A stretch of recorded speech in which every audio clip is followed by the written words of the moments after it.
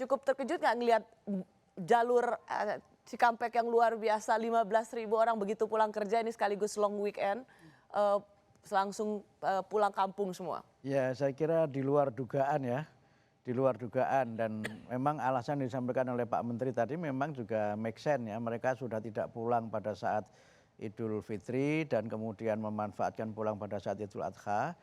Yang itu menurut saya ada 3 makna Mbak Rosi. Yang pertama menunjukkan betapa kuatnya kekerabatan di kalangan bangsa Indonesia ini. Positifnya ya? Ya, kekerabatan itu masih kuat sehingga memang merasa ingin untuk tetap kembali bersama keluarga di kampung. Kemudian yang kedua, itu bagian dari rekreasi.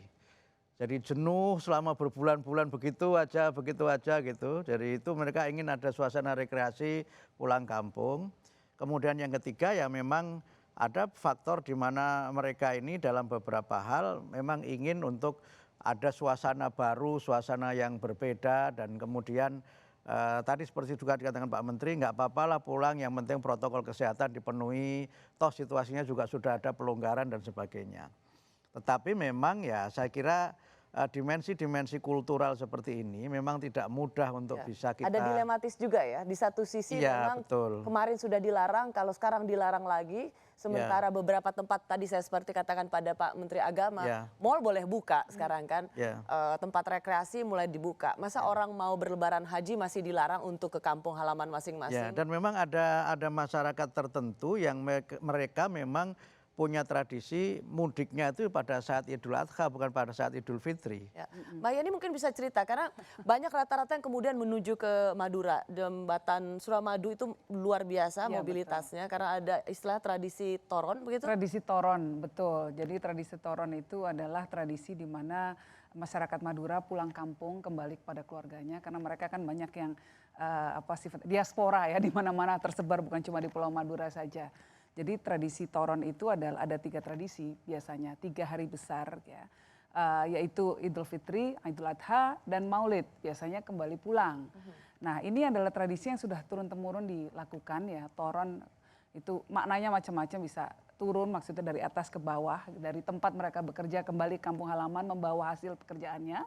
Lalu kemudian juga ada tradisi yang diturunkan, terus-menerus kekerabatan tetap dijaga. Itu nggak bisa dilarang? Orang tua. Demi alasan kesehatan nggak bisa dilarang, tidak bisa dicegah. Ini tradisi yang sudah mengakar sekian lama ya. Jadi memang pasti akan ada proses untuk bisa menyesuaikan diri. Nah, disinilah peran dari pemuka agama, lalu pemuka masyarakat untuk menyadarkan masyarakat agar lebih baik ini adalah bagian dari pengorbanan kita ya untuk tidak membawa mudarat atau membawa kerusakan ya ke kampung halaman kita dan tetap diam di tempat kita sampai masalah pandemi ini selesai. Mungkin ini masalah komunikasi juga. Kalau bicara soal komunikasi di sini ada Prof. Henry Subiakto. Mengapa pemerintah tidak menjalankan PR-nya, misalnya begitu, lebih merangkul, mungkin orang lebih mendengar ulama atau tokoh agama daripada mungkin pemerintah, untuk bisa mengatakan, hey kita kali ini memang harus berkorban untuk tidak kemana-mana dulu demi kesehatan bersama.